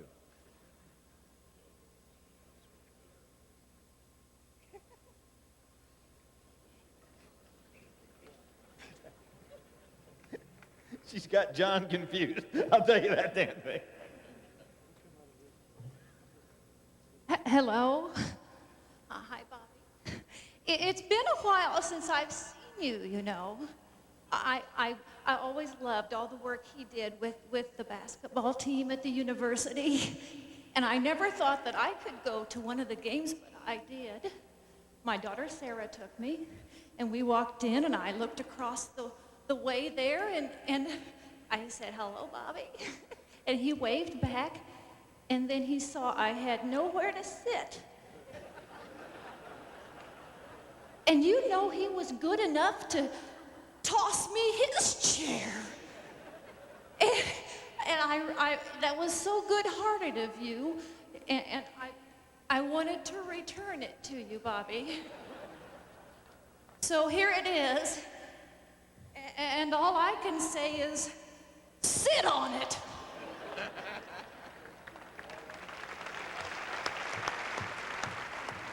Who uses the IU libraries? Everybody. The IU libraries are open to people of all ages, whether they're in school or out of school. Tours like this and individualized help mean the library's doors are truly wide open. Building and preserving a great collection and bringing it to you, that's the Bob Knight Library Fund.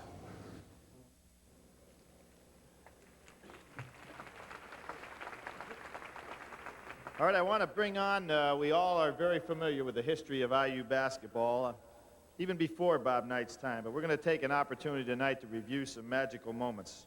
The first one is going to be a tape, that great club from 1976, who many consider maybe the greatest collegiate team of all time. Roll it. Now with 11 minutes to go, Kent Benson taking a pass from Scott May. He scores on the layup, and Indiana is ahead 51-49, and the Hoosiers are rolling. Next it was Scott May's turn. He hangs in the air, scores on a jump shot from inside the circle. This next Indiana basket was a big one. Rich Valavicius scores after being set up by Jim Wisman. Number 23, Wisman was the key to the Indiana offense. He followed the coach's instructions perfectly. With only 6 minutes to play in the game, Indiana leading 63-59, Scott May showed why he was known as Mr. Clutch, the play that broke Michigan's back. Watch this unbelievable shot. And here is May coming right back to do it again, this time on the fast break, to put Indiana ahead 78-66. The Hoosiers were just 2 minutes away from winning the national championship. Indiana spent the rest of the game at the free throw line as Michigan committed fouls in desperation in the final minutes. Yes, the final score of 86-68 will live long in the memories of the Hoosiers. It would be hard to add any words to these pictures which tell the story of winning a national championship. And of course, one of the great players in that era for Indiana or any other era, the guy who I talked to his wife, you can see what great shape he is now. He's looking better each and every day. She said he hasn't changed a bit, still has weak knees and a quick release. Quinn Buckner.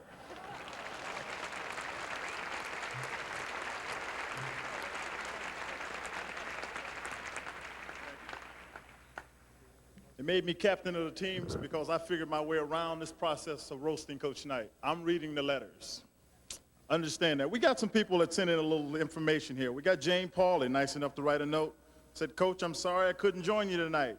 They said there'd be a place for me at the dais, but they wasn't sure if there'd be any chairs. Just thought you ought to know that. Sparky Anderson said, I wish I was there tonight because I know there are going to be some wonderful things said about you. You're the greatest college coach that basketball has ever seen or ever will see because you have dedicated yourself to it and you have cared about your kids. You've cared about your university, and every young person that has come and played for you is better for it today. I'm very proud to say that you are a friend of mine, and I know that in my heart that I am a friend of yours, and that to me is a tremendous feeling to be able to know and to say. I congratulate you for this dinner tonight because it's going to a great cause. Only you can do these kinds of things. Congratulations on making it to 50. I never thought you would, but you finally did. This is a great accomplishment. Thanks for letting me be a part of it. That's Sparky Anderson. The next one says, congratulations on having this roast. This is from Tony La Russa from the Oakland A's. He said, congratulations on having this roast. Had to change my plans to attend, trying to avoid any place that features the color red. For a roast, I'm not supposed to admit respect and admiration, but I've learned from you not to do what I'm supposed to do. Respectfully, Tony La Russa. It's from Phil Harris. I've always said if I ever had a son, I want him to be exactly like Bobby until he was 2 years old.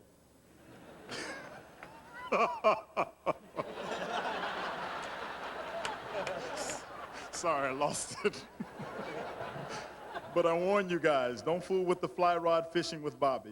He'll bust you. He can write your name with the whip and his son Tim can dot the I's. Bobby, they tell me you have just reached 50. Well, you're halfway home. Have a good one. And last, I regret that I'm let me try this again.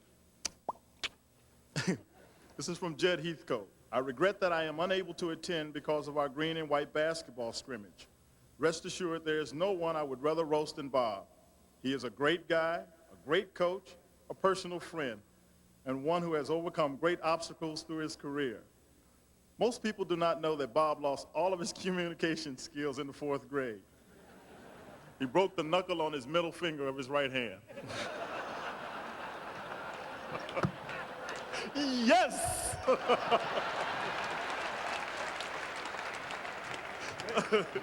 Good luck at the roast. Give my best to Bob on his 50th. Now, that aside, I'll make it real short. You know, I get asked repeatedly how I feel about Coach Knight, and I'll just tell you this. I don't ever have to worry about what the facts are in any situation when I'm asked to defend Coach Knight. I know in my heart of hearts he's done the right thing. He's done it for me since I've been 17 years old. I lost my father and asked him to be my father when I go through difficult times. He has been that. He is as good a friend or a human being that I've ever come across. And I want to thank you very much for letting me be a friend of yours.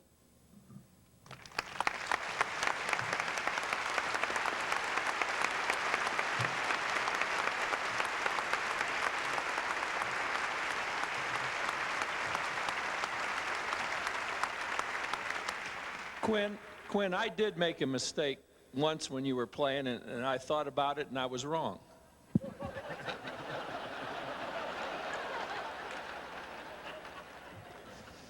From those of us outside the family, I think that Quinn is a great reflection of what you people who have supported IU basketball for so long have come to expect. A quality guy and a guy I'm honored to get a chance to work with at CBS. And now I'd like to go back out to the audience where we have some other fellas that all of you remember. Scotty May, Tom Abernathy, and Steve Green. Coach, I'd just like to say happy birthday to you, and I wish you the best. Some of the former players asked me to tell you, if you could do just one thing for us, is that please get rid of them red polyester sweaters. You're embarrassing us. Good luck, Coach. Happy birthday.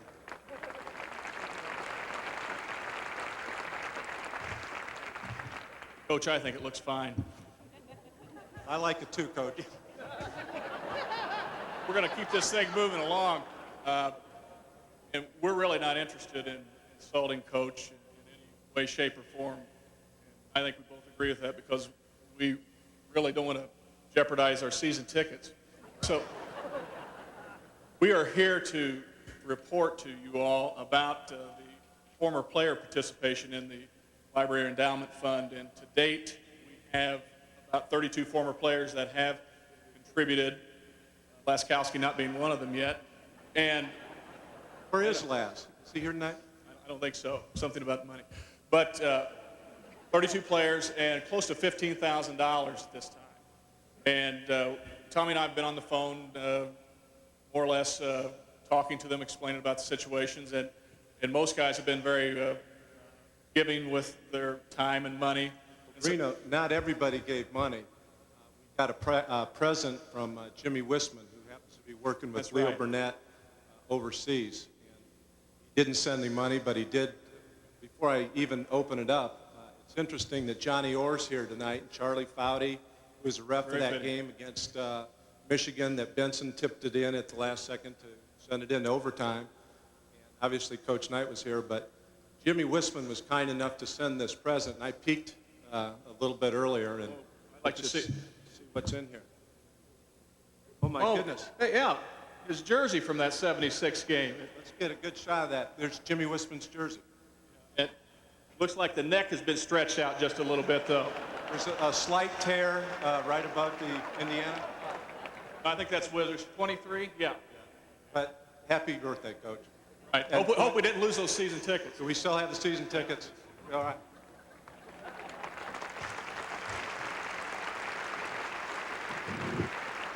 We know what the IU players think of Coach. Let's take a look at a tape for some other guys that are pretty fair basketball players today and in their day. Michael Jordan, Jerry West, and Magic Johnson. How you doing, Coach Knight? I wish I was there to help you go through this whole nice evening. I know you're going to get roasted pretty hard. I wish I could be there to roast you as you roasted us in L.A. But I want to thank you for giving me an opportunity to be under your guidance for at least 2 months. And I think you're the second best coach in the NCAA. The first is Dean Smith, as you know. And I think both of you guys have a lot in common. You know, he created the four corners, and you created the four-letter words. But I enjoyed it, and I wish you a happy 50th birthday, and hopefully I get to see you on the golf course someday, yelling 4. Take care. Hope you guys have a nice evening. Bobby, congratulations on this wonderful night. Obviously, I'd like to say some things that you couldn't put on this camera, but I think from a personal standpoint, just watching you and your teams perform, it's wonderful that the things that you've done to make this team so successful in the past. I would like to wish you all the best from not only myself personally, but from your many friends here in Los Angeles. Congratulations and good luck. Bobby Knight, man, they're really honestly honoring you.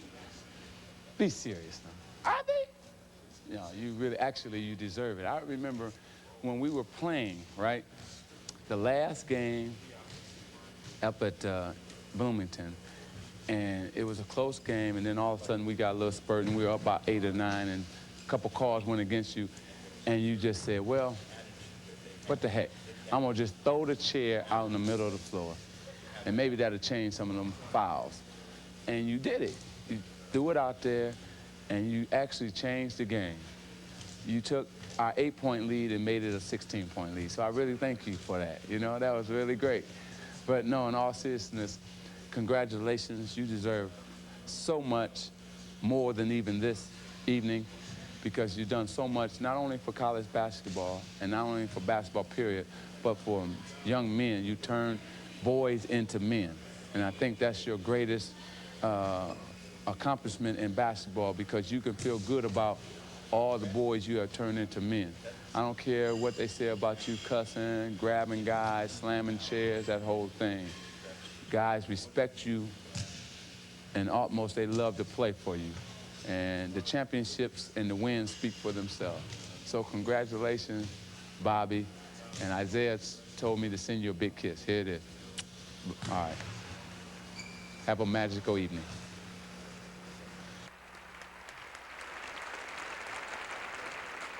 I can remember Michael and Jordan and Sam Perkins talking to me on the way they were going through those exhibition games against the NBA teams, and they got me aside one day and they said, God, we feel terrible. And, you know, I'm thinking, well, I'm going to go back and give Bob any information they relay to me. And I said, what do you feel terrible about? And they said, for Alford. And I said, why? And they said, hell, we only got another week to go with this guy. Poor Alford's got 3 more damn years. So, of course, Steve didn't turn out to have such a bad career either. Now I want to bring up another player from another era, assistant AD now at Indiana. You know, they went to New York one time and played when Steve was the star of the club at Indiana. He didn't have a very good game. Bob goes in at halftime, and he's got the club around, and they're all wondering what he's going to say, and he comes through that door, slams the door damn near off the hinges, and he looks at Downing, and he says, Downing, go in there and take a crap. Downing, of course, listens to his coach. He goes up, goes in the toilet stool. You hear it, and he flushes, and he comes back out, and he says, and he looks at the rest of the club, and he said, I wanted Downing to do that. Hell, when he got back to Indiana, he could tell him he did something in New York. So, see?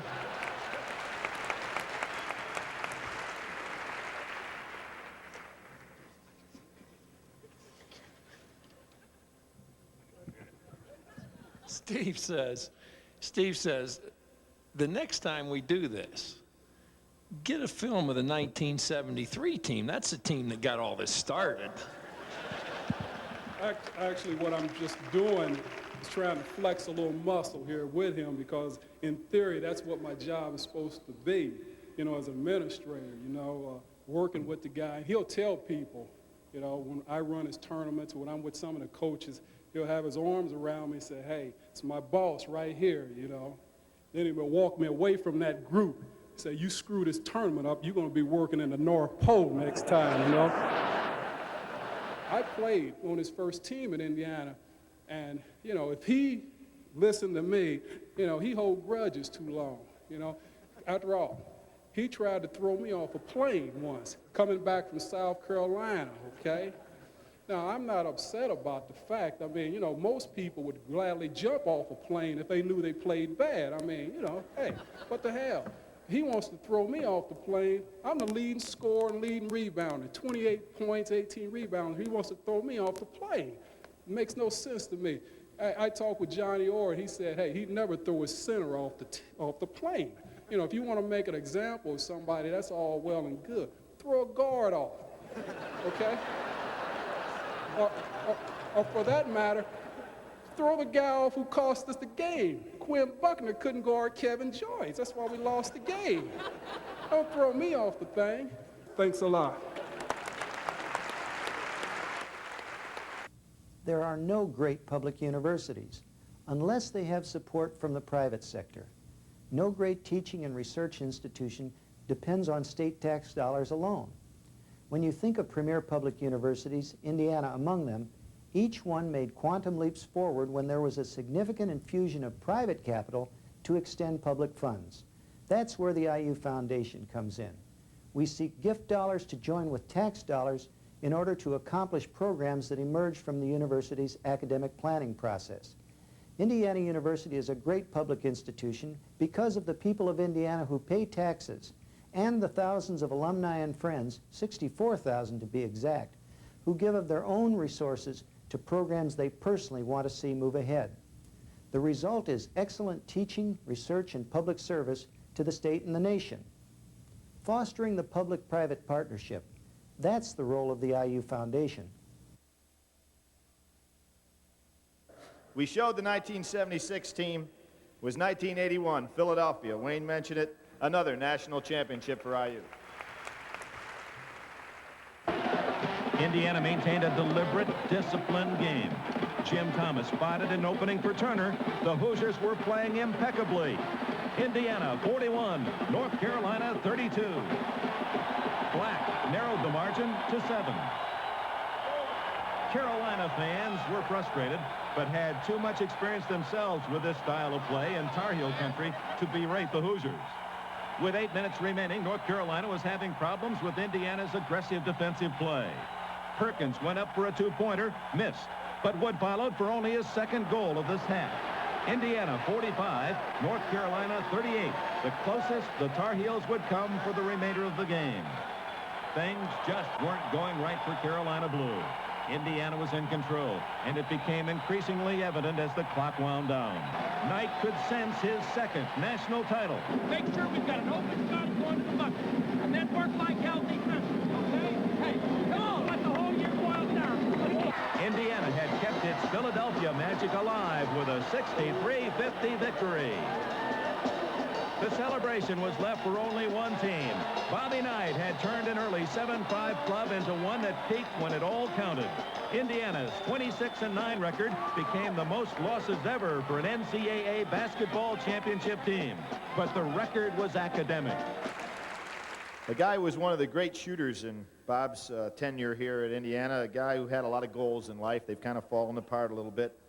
When he got out of college, he wanted to be as close to God as Jim Baker. That didn't quite work. And wanted to be as rich as Donald Trump. That didn't work out. And we all remember how the girls used to goggle over him, and his goal was to be as attractive to women as Rock Hudson. Things haven't worked out quite so well for this guy, but he's going to get a chance to come on up here and speak to us. Ted Kitchen.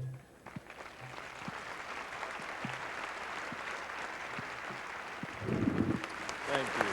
They said Coach Knight's whole family was going to be here, and when Quentin pulled in, I knew that everybody must be here. So, but I do feel right at home here with all the players at one time or another, all of us being probably the dumbest son of a bitch that ever played for him. And, you know, I'd been told that many, many times.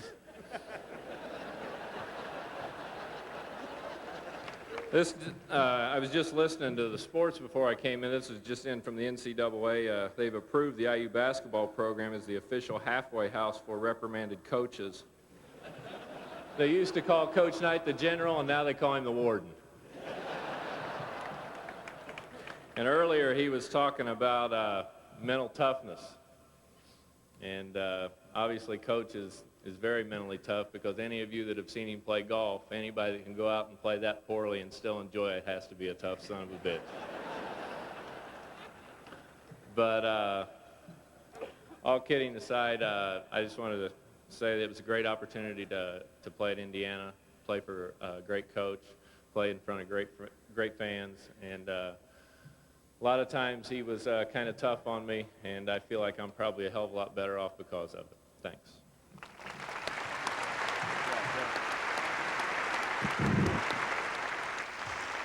I'd also like to recognize a young man there off to our right, who certainly would have been one of the great players in IU history, Landon Turner. Landon?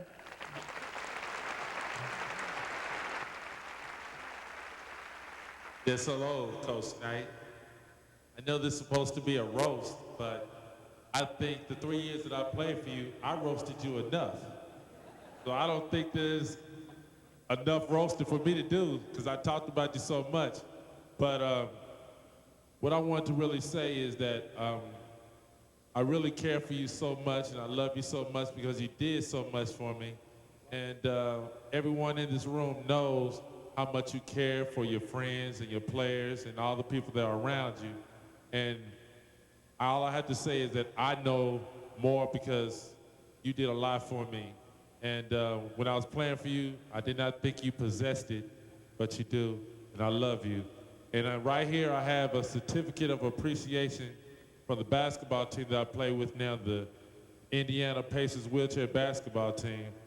I'd like to read it to you. Certificate of Appreciation. This certificate has been awarded to Bobby Knight in appreciation of service for team support, given this day of November 1990, the Pacers wheelchair basketball team. Thank you very much. I love you. Take care. Thank you, Landon. You're visually impaired and you need to get your classwork done. Where do you go? The IU libraries. Braille typewriters and reading machines are just a few of the services we provide to our visually impaired patrons. We're building and preserving a great collection and bringing it to you. That's the Bob Knight Library Fund. We're going to bring a guy that does know the horse racing business, and Wayne Lucas. Wayne?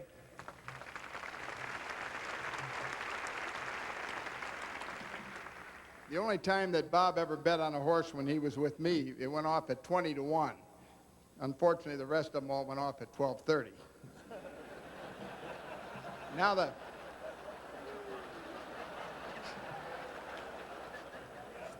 Oh, yeah, no, we'll get it. We're warming up. The great Karnak.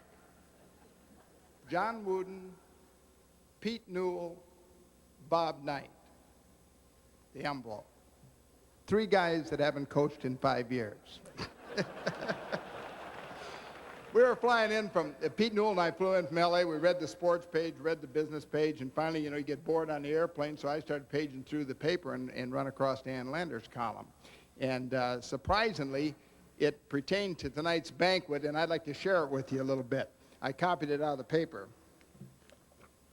It says, Dear Ann Landers, I have a problem. I have 2 uncles. One is a basketball coach at Indiana University named Bob Knight. The other uncle was just sentenced to death in the electric chair for murder.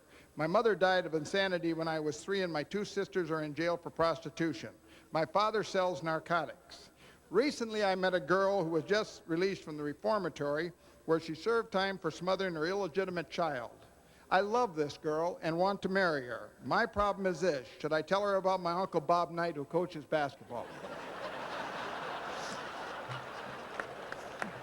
These sport coat deals, the first time I saw Bob Knight, now I see Billy Reed with one on and Dave's got one on. My first reaction is when I saw Bobby on the sidelines, the only thing I could think of is somewhere in Indiana there was a Holiday Inn without a bedspread. We got all these coaches up here, Orr and Knight and Dave and everybody, and I noticed that there's been a change in the huddle procedure in basketball in the last few years. It used to be, of course, that the players would gather around the coaches and they would stand up and they would all gather around. Now, in the last couple of years, they have the players in a timeout, come to the bench, and they sit down, and the coach faces them and bends over like this. The reason for that is so that their brains will flow to their head. There was a medical case in the LA Times where a woman went to the doctor and was concerned about her health and got the bad news. They said, you have 6 months to live. And she said, my God, this is tragic news. What do I do? They said, well, you can go live with Bob Knight. It'll seem like 6 years.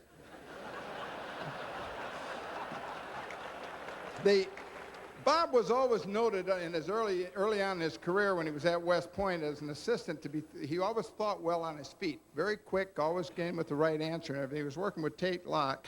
One day Tate called him in and says, Bob, I got an idea. You've been working with me and everything, but I think you need to expand your horizons. There's a friend of mine up in Toronto, and he's running a clinic up there for 2 weeks, and I think it'd be a good idea you go up there and expand your horizons, learn a little basketball from somebody else. And Bob says, God damn, Toronto. He said, I don't want to go to Toronto. He said, the only thing come out of Toronto was hockey players and whores. And Tate looked at him and said, I beg your pardon, Bob. My girlfriend's from Toronto. He said, gee, Tate, what position does she play? Comes home on a cold night. How about Karen night? I mean, is she destined for heaven? Comes home on a cold night, slips into bed. Karen looks over and says, God, your feet are cold. He looks at her and says, Karen, when it's just the 2 of us, you can call me Bobby.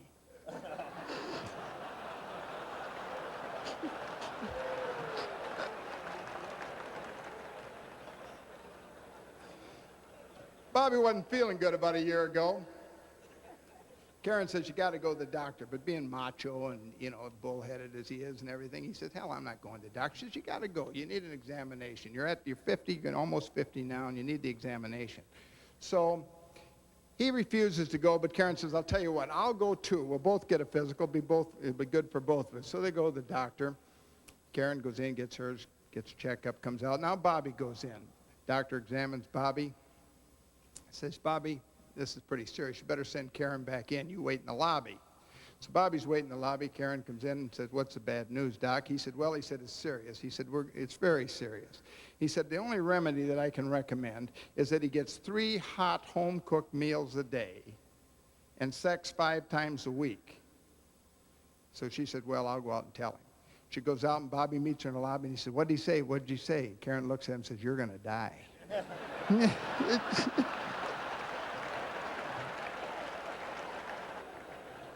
Bob, it's a half a century, and I, like everybody else here in Indiana, am happy to be here. I'm proud to be your friend. I don't think you can walk on water, but I think you know where the rocks are. Thank you.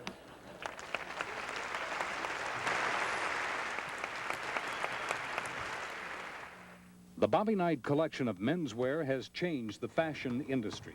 This well-coordinated outfit is from the Bobby Knight Daywear collection.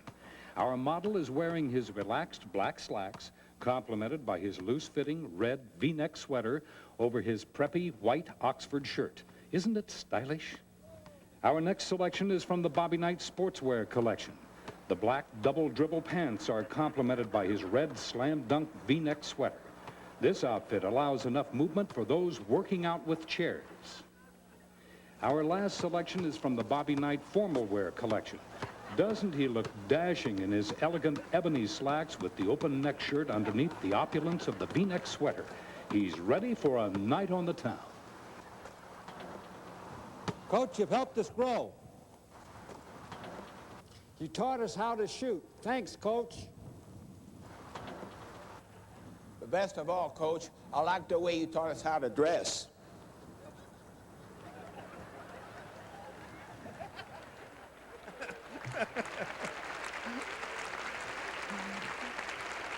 I don't know who that last guy was, Bob. That son of a gun could dribble the ball. Who is that guy, you know? It wasn't Buckner.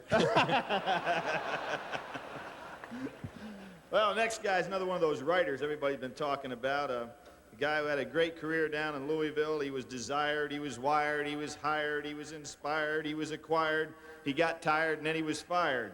None other than Billy Reed of Sports Illustrated.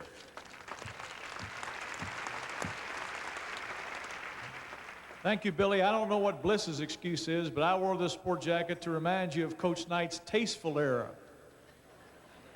I was really amused when I got the invitation to come up here and pay $250 to hear Bob Knight roasted, because you see, I live in Kentucky, and for 365 days a year, I get to hear Bob Knight roasted for free. It doesn't cost me a dime.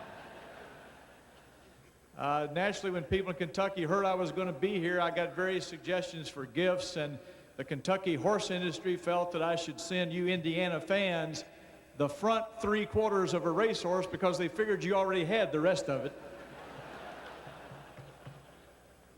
I'm probably one of the only guys around who covered both Adolph Rupp and Bob Knight. And I can remember the day that Coach Rupp retired. I thought, this is great. I'm finally, after all these years, going to get rid of this miserable old son of a bitch. And never in the rest of my career as a sports writer will I have to deal with somebody so unreasonable, so sarcastic, and so hard to get along with. Well, now, 19 years later, as I look back, it's amazing how reasonable and kind and sweet poor old Coach Rupp seems. It's really tough being living in Kentucky and being a supporter of Coach Knight. I can remember a night my wife and I were having dinner at a restaurant in Louisville, and I got up to go to the men's room, and on the way there was a group of people over in the corner who'd been drinking quite a bit, and the guy called me over to introduce me, and some woman jumped up. She'd had just a little bit, and she says, "You're the son of a bitch who's always taken up for Bob Knight." I said, "Yes, ma'am, I am." So she went on this long harangue, and I did the gentlemanly thing. I extricated myself as soon as I could. I went on to the restroom, I was standing there doing my business, and all of a sudden the door flies open, and I hear, "And furthermore, let me tell you this." Didn't bother me, but you should have seen the guys in the other stalls. Seriously, though, I would, it's a great honor for me to be here, and I would like, on Coach Knight's 50th birthday, to wish him 3 things. That is certainly at least 50 more birthdays, another 3 NCAA championships, and certainly the place in the Basketball Hall of Fame that he so richly deserves. Thank you very much.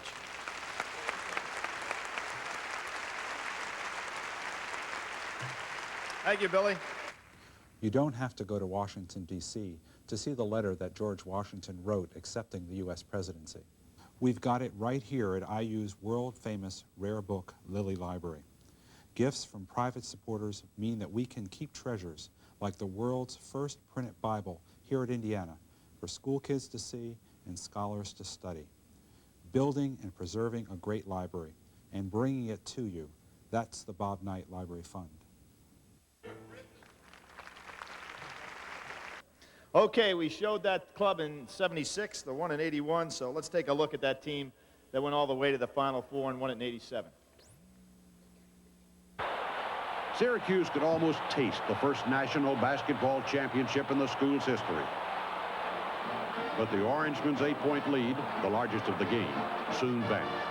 The pendulum swung the other way as Indiana ran off 10 straight points. Dean Garrett got a bounce and a basket that started the streak. Alford kept the Indiana scoring string going with, naturally, a 3-pointer, his 7th of the game and his last. Darrell Thomas brought the Hoosiers even at 52 with a dunk. Thomas ended up with 20 points.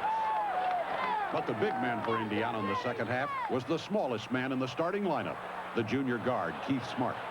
Smart, who had scored only 7 points in the first 30 minutes of play, scooped in the shot that lifted the Hoosiers to a 54-52 lead with less than 10 minutes to go. As the clock wound down, Smart gave the ball to Thomas, who saw no shot, and fed it back to Smart. It was up to Smart, and from the left side, under pressure, Smart connected with 5 seconds to play. Lifting Bob Knight to his 3rd NCAA championship, lifting the spirits of an Indiana team that had won 15 of its last 16 games, an Indiana team that set off Hoosier hysteria in the Superdome, an Indiana team that had refused to quit against a gifted and spirited opponent.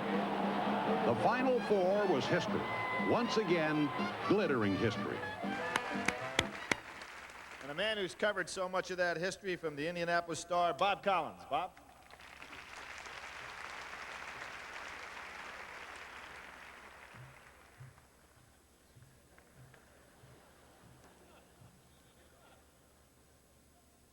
Don't let me intimidate you. We're here tonight to toast Adolph Montgomery Knight, the greatest man he ever met, a legend in his own mind. I don't know what the hell's so big about Knight's 50th birthday. Hell, I've aged 50 years since I've known him. And how can you roast a sweet, gentle man who's beloved by sports writers, bicyclists, and Puerto Rican rent-a-cops? This man refuses to show people the real side of himself. And I'll tell you this, you ain't never going to meet a better man than Bobby Knight. Thank you.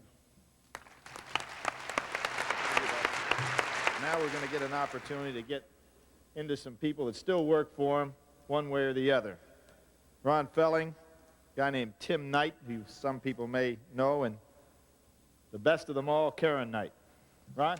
Well, one of the amusing things about working for Coach is a fact, and I know all the former assistants and the present ones really get a kick out of, and that's when you get a chance every night to watch him come out of the shower, and when he dries his body. And if I could give you a little idea how that might go. Well, what the hell do you boys think of practice tonight? Think we'll ever win another? Damn, were we lousy on defense tonight. I love you, and we all love you, and it's richly deserved, everything you're getting tonight. Hey, Dad, thanks for the seats.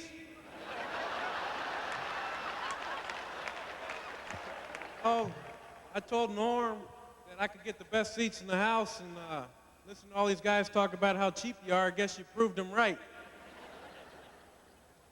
Lots been said tonight, and I could say a lot of things, but I'd just like to wish you a happy birthday, say I love you, and one thing, I got a note from your good friends up I-65, Gene and George. They sent you this check for the library fund. They said they wish they could be here tonight, but they're out on a promotional tour for their next issue of Black and Gold. Happy birthday. I want to tell you one thing is right. What Ron Felling demonstrated is absolutely right. I have watched that for 3 years, and every move was perfect. I have to live with him every day, so I won't pursue any more of his endearing qualities, except to say that the one that is so special to me is the little boy in him. I love you for all that you are and all that you do for other people. Happy birthday. Coming up next, Coach Bob Knight.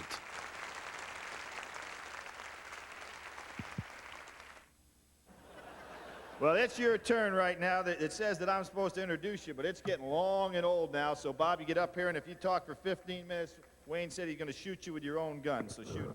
Hey, I don't think there's anything that's better than to get people together to raise money for something very worthwhile. And we decided a long time ago with basketball at the university that we're asked to raise money for A and B and C and D, and every week I get a letter or 2 letters or 10 letters about raising money somewhere for something, and it's just impossible to do all of those things. And at the university, we felt that the library would be that part of the institution from which most people would gain benefits, faculty and students alike. We really appreciate the tremendous gift that we have received tonight from the Bloomington Faculty Council. It's very nice that they provided us with the roses at the tables here.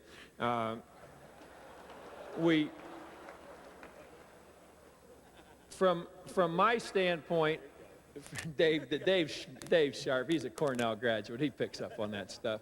From my standpoint personally, tonight I've had coaches that I've coached against, coaches that I've played for, players that have played for me, people in the media that have been really good friends of mine, and a lot of people out here that many of whom are also good friends of mine, many of whom are great friends of Indiana University and the basketball team at Indiana. And we appreciate more than I can tell you and more than I'm going to take the time to tell you, just simply how much you have given of yourselves to support athletics at Indiana, and here tonight supporting something that we have long had as a focal point for anything that we can do financially for the university, and that's the library. Thank you all for being with us. Thank you all for your support of Indiana athletics, and thanks to my coach, to my players, and to my friends for being here tonight. Thank you all very much.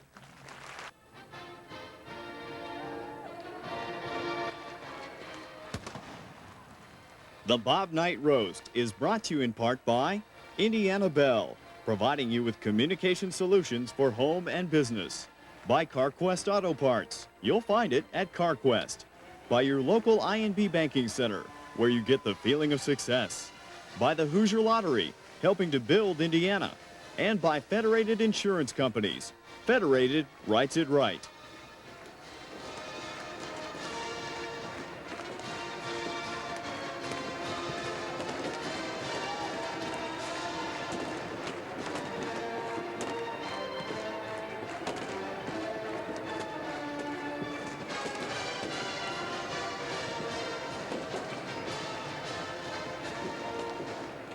Thanks a lot for coming. We really appreciate it.